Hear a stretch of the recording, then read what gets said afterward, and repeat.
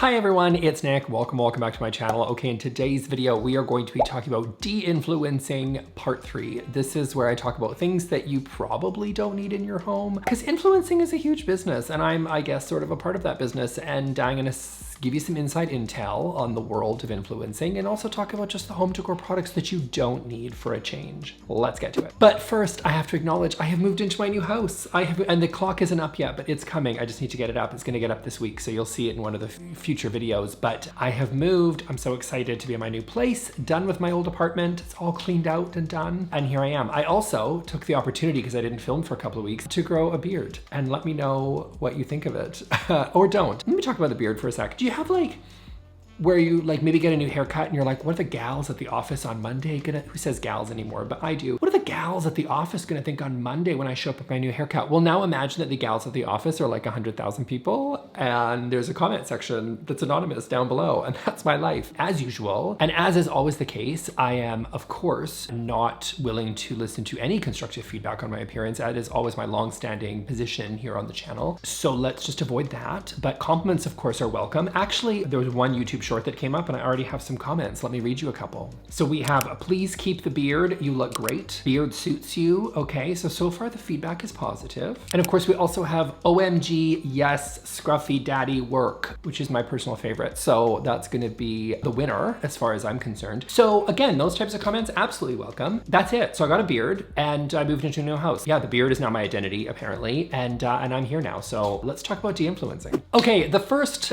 de-influenced product that you need is like levitating objects, specifically like the levitating light bulb. I have seen this over TikTok because I guess it's kind of interesting and cool in the way that like lava lamps were, you know what I mean? Which I'm sure are back now because the Gen Zs love everything quirky and weird and straight from the 90s/70s. So these things get recycled every 20 years and every youth that's 17 thinks they're cool again. But listen, the levitating light bulb, the difference between what we did in the 90s and the 70s is Amazon. That's the big difference. Amazon affiliate links, which I went into detail in my last de-influencing video. And I was really surprised. I thought like it was a bit inside baseball, and I thought you guys might not find the influencing world to be that interesting, but actually you guys seem to really like it. So Amazon, can we talk about Amazon? Like, this is why crap like this takes off. First of all, you don't need it because it's not that interesting of a lamp. Listen, I love an interesting lighting plan. I'm not even mad at the interesting, weird, quirky lamps that people are necessarily shilling all over Amazon. But this floating one is super gimmicky. It's gonna last for about 10 seconds. Someone's gonna say, oh, that's kind of cute. And then they're gonna completely forget about it. And it's just kind of a stupid light bulb. But it's the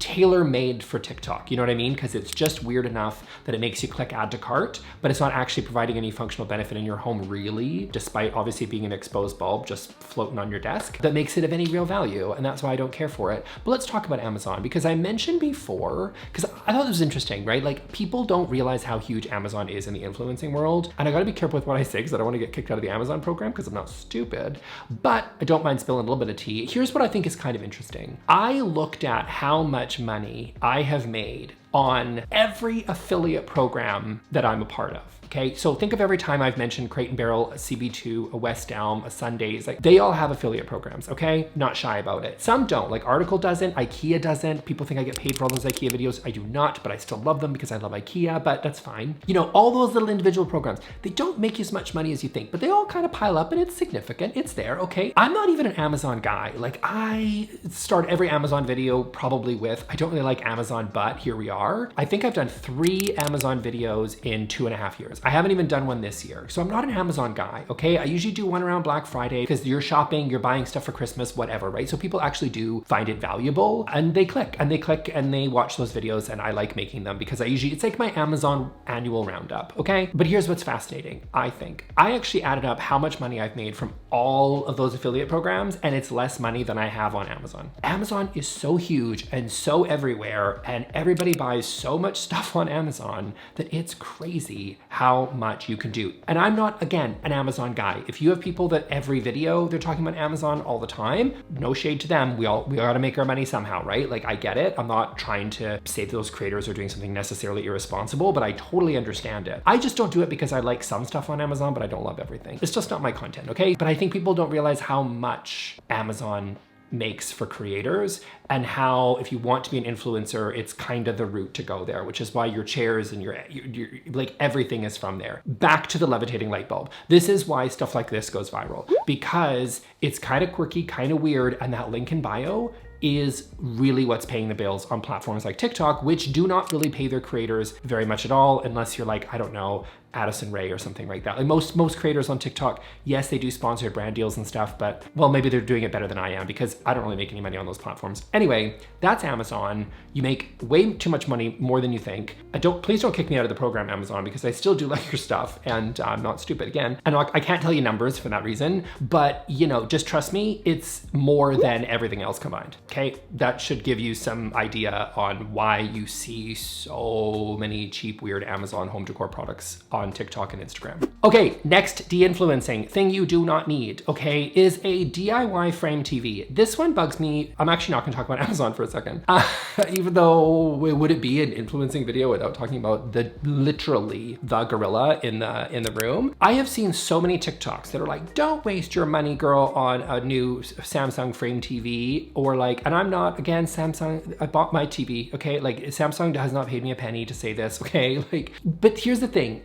I'm not saying it's the best massive pixels. I'm not saying it's like 45K. I'm not saying whatever it is, okay? Like I'm not saying it's the bestest TV that's ever been out there, you know?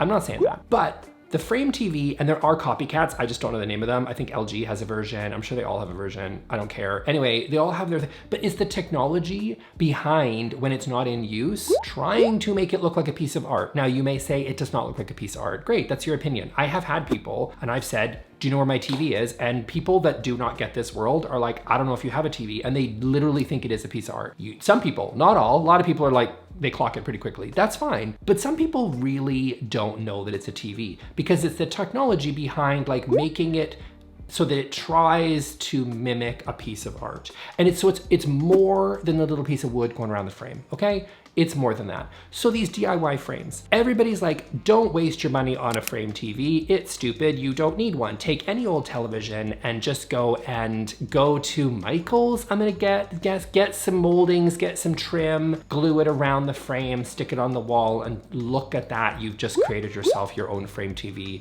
Maybe you go to YouTube and I assume constantly stream, which isn't good for your television, I'm sure, a piece of art forever, and it's basically the same thing as the frame. It's not the same. It bugs me because you're lying, because you're saying it's the same thing and it's not the same thing. So I think, again, Samsung didn't pay me to say this, so maybe there is other technology out there and other televisions that can mimic what the frame TV is trying to do, in which case, fabulous, great, good on them, right? But what bugs me is people thinking they can take some crappy television and then they're just gonna go be really disappointed because they're gonna go get all these moldings and go to Home Depot and they're gonna get out the little miter saw and they go, oh, this so, you know, they paint it gold or whatever with spray paint, and they're like, look at my frame TV, and they're disappointed with the results because it's just not the DIY they thought it was going to be. So these ones bug me because there's so many out there that are just, they're not gonna work. And you're deceiving people for views. You can go put a frame on it. You can do all that. Just don't say it's gonna be a frame TV, okay? Just like say it's gonna be a black box with a cute frame on it, because that's exactly what you're creating. Be honest, that's all I'm asking. Or dare I say, just get a regular television. If you don't wanna get the frame and you got a good TV, don't stick a frame around it, just stick it on your thing, okay? It's not that big of a deal. Okay, next de-influencing thing you do not need is a corn on the cob side table. I picked on this one because of all the food related furniture items, and there are many. I've seen hamburgers, I've seen strawberries, I've seen whatever. Listen,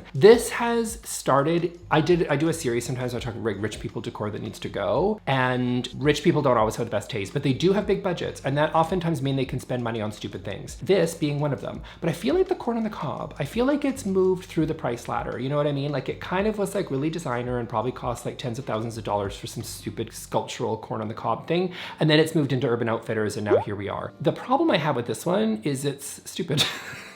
No, listen, if you love it, as always, go ahead and do it. But like, design is subjective to a degree, but some of it's not. And I think food related furniture fills into the category of objectively stupid. And so I'm going to say that this one fits the bill for that reason. So you don't need one. You don't need one. Whatever side table you've got, a thrifted one on Facebook Marketplace. And the reason because if you got a tight budget and you're like, what do I do? Do I need to buy this from Urban Outfitters? I love to pick on Urban Outfitters, you guys.